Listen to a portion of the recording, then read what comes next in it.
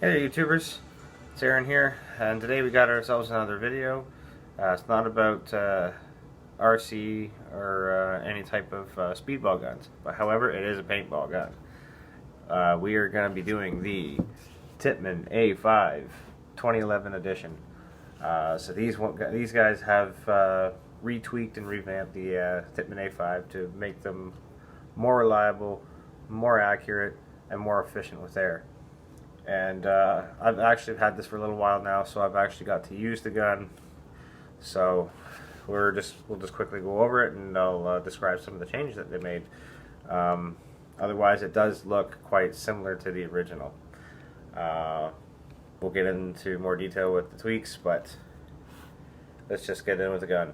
Okay, so out of the box, you will get your Tippmann A5. Okay, you'll get your standard 8.5-inch stone hone barrel. Okay, so the difference with this barrel is from the original barrel, from the original A5s, is the porting. The porting at the end is quite similar to the X7 Phenom barrel, because the original A5s only had just a few holes right in the very dead center of the barrel before, and it was pretty much just released just like that. So alright, so goes in. Okay, so the other adapters you can get for this is the flatline barrel system for the A5. I kind of like these new ones better because they're pretty stylish. They go with the gun, because I know the older flatline barrels, they were kind of like a round, tubular looking barrel. It was kind of weird looking, but in my opinion, they kind of look like a silencer for your A5. So pretty cool. But these ones here, it looks like the front end looks like an MP5 with a a 4-stock and everything on it. So pretty cool. You could also add that as well. Comes standard with a 200 round flat low profile hopper. Okay, I got some stickers on there. Like I said, I've got to use this A5 a little bit, but it's great right out of the box. So some of the updates that they've made to the A5 are the grip frame. So the grip frame is the new ambidextrous selector switch. Okay, so it's a very new ambidextrous design. It feels very good in the hands. Selector switch. It doesn't have that little push button there anymore like the old ones used to. So kind of made it look a little bit more modern, realistic. Okay, easier to use. Like that's pretty cool. I actually like that better than the older style. The other changes they made was the front foregrip and front tang is now one piece. So when you decide to take the foregrip off, the front tang also comes off, and you can make it look like a pistol. Some people do that. I don't know why you would want to do that, but you could do it. So that's what that's for. The Cyclone. This Cyclone comes with the new upgraded Cyclone paddles that they have put in. Like I said, very similar to the X7 Phenom paddles that are in there. Okay, so they're hardened plastic, but they are rounded out. Okay, a little bit better design, I think, in my opinion. Now, the other changes are with this gun is the use of porting on the side of the gun here. You see that? You got double porting, so you got one for the Cyclone feed, and on the top, you got a little plug there. That's for the availability and the option of having a response trigger. So your hose would come from your grip frame here. That little tab there, you could pull that little tab right out and allow you to run a hose and a fitting right up to your plug. So like I said, they are built very close to the X7s now. So Tippmann has made these more reliable, a little bit better, and I've actually felt the difference and seen shot quality was a lot better, broke less paint. yeah, so pretty soon we're going to be going full auto, and I'm going to be doing a few upgrades in the future. So stay tuned. We will be getting into those upgrades really soon. You'll see what they are. That's going to be very neat. They're going to make this gun shoot very, very nicely, and maybe even bring it up to a competitive speedball level, if possible, right? So, but I gotta admit, I did do one upgrade to it already. Okay, so I went out and got the a Lapco barrel adapter. Okay, cocker to A5, so I could put any auto cocker barrel on here.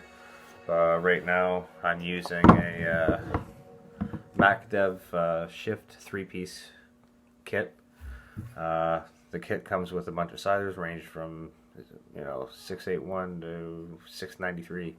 So I'm covered when it comes to sizers and bore match. So very, very good barrel.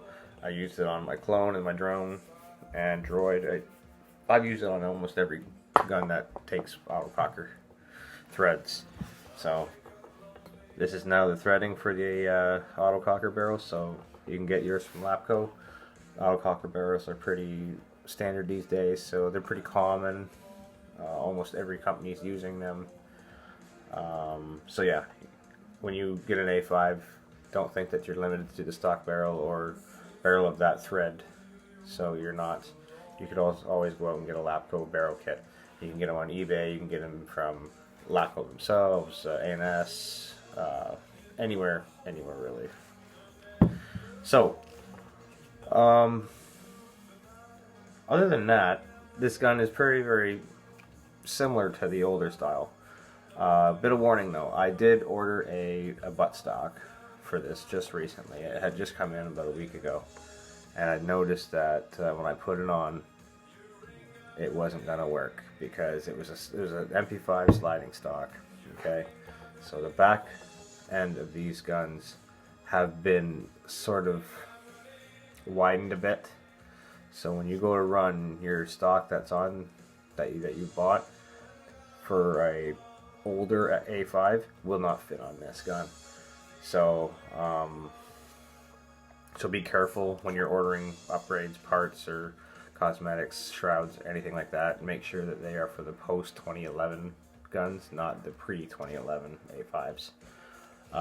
Just putting that out there to save some people money, time, headaches, because I've already done the buttstock and not realized it was for a pre-2011 A5 instead of a post-2011. So yeah, that is the thing. So if you do have an A5, an older A5, you can always switch to the newer ones. The newer ones are much better than the older ones. I've had many of the first generation A5s. Some of them work good, some of them didn't really shoot very well at all. Some, it's hit and miss with the older A5s. So with these ones, these are a lot better. Like I said, you got that porting, so on the side for the Cyclone. And I'll show you what an older A5 looked like internally. Okay, around the Cyclone feed. Okay, you see you got just one hole for the Cyclone feed to come through. You don't have the two with the plug, right? So the newer ones come with a double hole. Okay, so that's when you know that your gun is a 2011 A5 if they have these. They're built just like the X7. And one more here.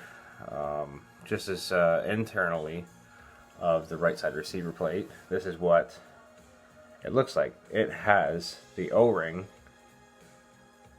with the double ports. It has a channel in there for the CO2 or your air that you're using to travel through to both the Cyclone and the response trigger at the same time.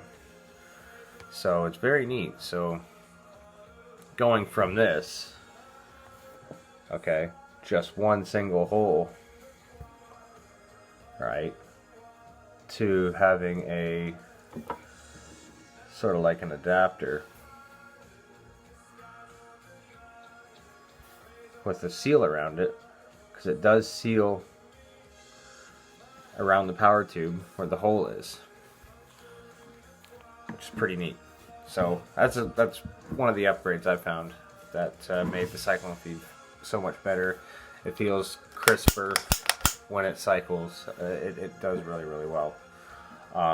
So these guns are rated up to about 15 balls per second. Yes, I couldn't see these guns really pushing too much more out unless you get like your zero kick hammer and stuff like that. So, but in the future we will be doing some projects and some experiments with this gun to make it shoot better, and hey, stay posted. So that's pretty much all. So the operating pressure of this gun, I believe, is about 850 psi. So I'm gonna intend to try to drop that pressure a little bit, at least by 100. We'll see, and still shoot up to speed. Other than that, these A5s, they're solid. Like, I always love the A5s. They shoot really, really well. They're very durable. Like, you could go out and throw them around in the snow, mud, rain, dirt, doesn't matter. Like, they'll still shoot as long as you keep them clean and you stay on top of them. You'll never have a problem with the A5. That's why I love them. But my old A5 I will not miss, just because the fact that I spent more time cleaning it and fixing it than I did using it. So I went out and bought the newer A5s, decided to give them a chance and say, hey, you know what, let's see how this goes. And hey, so far I found nothing but good things on the new A5s. They do work a lot better. They are a lot more efficient and a little bit more consistent than they used to be. As for e-grip and speed, I'm not exactly sure about that yet, but we will be getting into that, so just stay posted. What else to say about this gun? CO2 compressed air, you can use both, doesn't matter, but I prefer HPA over CO2 any day. HPA is easier on a gun, and parts won't wear as fast, and you're going to have a long life when you use HPA. So high pressure air tanks is the way to go. CO2, yeah, okay, every once in a while, maybe, but try to stick with HPA. Get a compressed air tank. You should be shooting a lot better. And that's most of the reason why the older A5s were better, because they were built for CO2. So these guns are, I guess, more towards the HPA in the CO2, but you can use CO2. I just personally don't prefer it. So HPA is the way to go, and that's what makes these guns smoother, and they last longer, overall. But yeah, future upgrades, we're going to be looking into barrel upgrades. Okay, like I said, the Lapco, the threaded adapter, you can put them in. You can get them for about $25-30. Okay. We're maybe thinking about getting a regulator for this gun. We will look into that. But yeah, stay posted, guys. Stay cool. Cheers.